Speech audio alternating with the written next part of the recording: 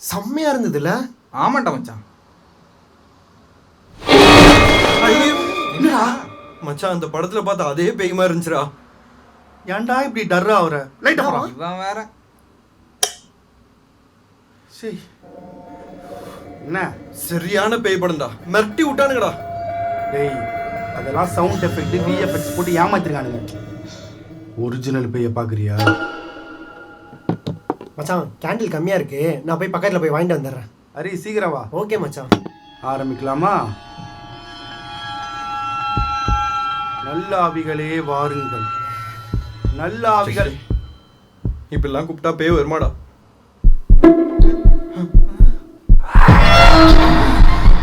யாரா பாக்குற? ஏன்டா எல்லாத்துக்கும் பயந்துக்கிட்டு? நீ பேயை வர வைக்கிறோம், வச்சு செய்கிறோம். வா. நல்ல ஆவிகளே வாருங்கள். இங்க யாராச்சும் இருக்கீங்களா? நீங்க எப்ப செத்தீங்க? மச்சான் டேடா.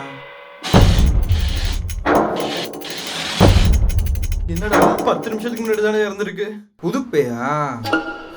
உன் பேர் என்ன?